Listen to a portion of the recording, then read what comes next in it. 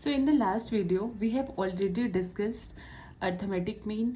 Arithmetic mean का मैंने आपको सिंपल फॉर्मूला बताया था जब हमारे पास सिंपल ऑब्जर्वेशंस होती है. सेकंड केस मैंने आपको बताया था जब हमारे पास उसमें फ्रीक्वेंसी डिस्ट्रीब्यूशन गिवन होती है. ओके.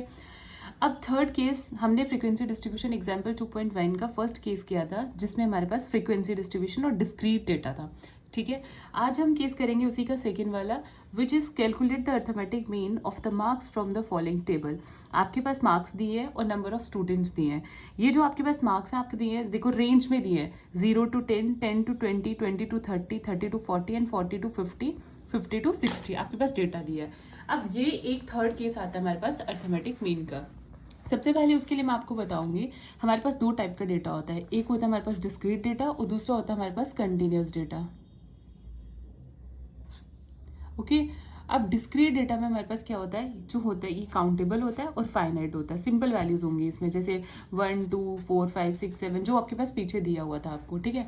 लेकिन कंटिन्यूस के केस में रहता है कि आपके पास एक इंटरवल गिवन होगा और उस इंटरवल में ऐसे होगा जैसे 0 to 5 आपके पास वैल्यू है 10 to 5 0 to 5 5 to 10 10 to 15 मतलब आपके पास ऐसे चलता जाएगा.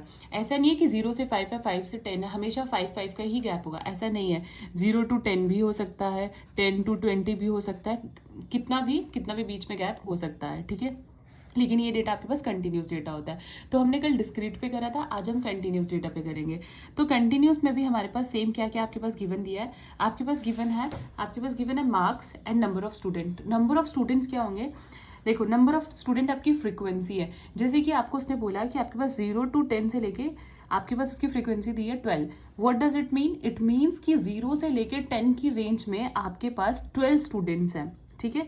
मार्क्स दिए हैं कि 0 से लेकर 10 तक जिन बच्चों के मार्क्स हैं वो कितने स्टूडेंट्स हैं हमारे पास 12. सिमिलरली 10 to 20 में 18 है और 20 to 30 की रेंज में आपके पास 27 है और 30 to 40 की रेंज में आपके पास 20 है एंड 40 to 50 में 70 और 50 to 60 में 6. अब आप बोलोगे कि मैम इसके लिए फॉर्मूला चेंज हो जाएगा हम कैसे करेंगे. नहीं. सेम फॉर्मूला रहेगा जो हमने फ्रीक्वेंसी डिस्ट्रीब्यूशन के लिए अपना यूज करा था. कौन सा फॉर्मूला था हमारा फ्रीक्वेंसी डिस्ट्रीब्यूशन का. ये था formula arithmetic mean that is x bar which is equal to 1 upon capital N summation of x into f of x. Clear. यही फॉर्मूला रहेगा. लेकिन अब आप बोलोगे कि मैम हमारे डेटा में हमारे पास फ्रीक्वेंसी गिवन है बट हमारे पास x वैल्यूज गिवन नहीं है. क्योंकि अब तो हमारे पास x वैल्यूज गिवन नहीं है क्योंकि उसने हमें रेंज में डेटा दिया हुआ है. तो अब ये x वैल्यूज कैसे फाइंड करेंगे हम. देखो x वैल्यूज की जगह हमारे पास उसने क्या दे दिया इस बार रेंज दे दी है. रेंज सबसे पहले फर्स्ट वैल्यू क्या है हमारे पास 0 to 5. ओके. अब 0 to 5 हमारे पास एक रेंज है. अब हम x कैसे निकालेंगे. x निकालने के लिए हमने इन दोनों को प्लस करना होगा और 2 से डिवाइड करना होगा. जैसे 0 to 5 है तो 0 plus 5 upon 2 which is equal to 5 upon 2 which is equal to 2.5. Similarly second value है 5 to 10 तो बस वही 5 to 10 है तो 5 plus 10 upon 2 which is equal to 15 upon 2 this इसी तरीके से आपने सिमिलरली सारी एक्स वैल्यूज निकाली है और इन्हीं एक्स वैल्यूज को ये जो वैल्यूज आती है एक्स की फर्स्ट वैल्यू जैसे आ गई 2.5 सेकंड वैल्यू आ गई हमारे पास 7.5. यही एक्स वैल्यू जो आपकी है इनको मिड वैल्यूज भी बोलते हैं हम. कौन सी वैल्यूज बोलेंगे इनको. मिड वैल्यूज भी बोलते हैं. ठीक है. ये हमारी मिड वैल्यूज भी होती हैं. सिमिलरली अब मैं आपको टेबल में बताती हूँ देखो कैसे करें. ये आपका आपने मीन ही निकालना है. इसमें भी सबसे पहले आपके पास मार्क्स गिवन है that is 0 to 10, 10 to 20, 20 to 30 जो मैंने आपको बताया टोटल आपके पास दिए हुए हैं. नंबर ऑफ स्टूडेंट्स मतलब आपको फ्रीक्वेंसी गिवन है. ठीक है. फ्रीक्वेंसी की आपको 12 18 27 20 17 6 दी हुई है.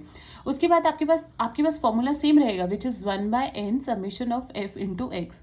तो n मैंने आपको कल भी बताया था क्या होता है फ्रीक्वेंसी का टोटल सम. ठीक है.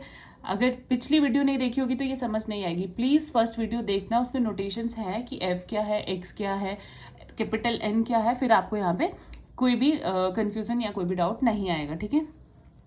उसके बाद बोलते हैं देखो फ्रीक्वेंसी आ गई हमारे पास 100. अब हमारे पास x वैल्यूज नहीं थी. हमेशा अपने फॉर्मूले को देखो उसके बाद टेबल बनाओ कि हमें टेबल में क्या क्या चाहिए. तो जैसे 1/n सबमिशन ये सबमिशन होता है सम ऑफ. इसका मीनिंग होता है कि सारी वैल्यूज का हम सम कर रहे हैं. तो मतलब f इंटू एक्स किसका सम कर रहे हैं f इंटू एस. f पहले फ्रीक्वेंसी को मिड वैल्यूज के साथ मल्टीप्लाई करेंगे और फिर उसका सम करेंगे. ये मैंने आपको कल भी फॉर्मूला बताया था सिंपल वाला. तो बस वैसे ही हमने x वैल्यूज ले ली. x वैल्यूज के साथ अपना f ऑफ x ले लिया. देखो जब x वैल्यूज कैसे निकली मैंने आपको बताया मिड वैल्यूज जैसे 0 plus 10 डिवाइड बाई 2. बस इन दोनों वैल्यूज को प्लस कर दो और 2 से डिवाइड कर दो. इन दोनों वैल्यूज को प्लस कर दो 2 से डिवाइड कर दो. इन दोनों वैल्यूज को प्लस कर दो 2 से. देखो 0 plus 10 which is equal to 10 upon 2 5. 10 plus 20 divide by 2 which is equal to 15.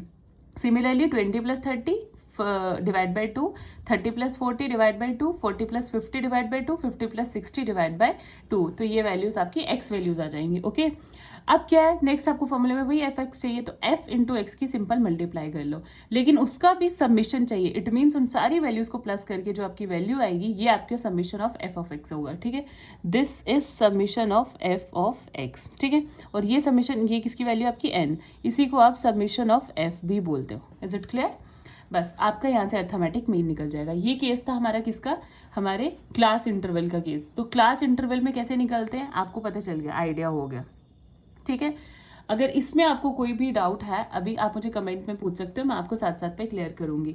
तो अर्थमेटिक मीन में अभी तक हमने कितने केस करे, एक सिंपल ऑब्जर्वेशंस का करा जिसमें डिस्क्रीट डेटा हो तो simple some of observation upon number of observation. Second case हमने फ्रीक्वेंसी डिस्ट्रीब्यूशन का करा जिसमें डिस्क्रीट डेटा था और फ्रीक्वेंसी डिस्ट्रीब्यूशन गिवन थी।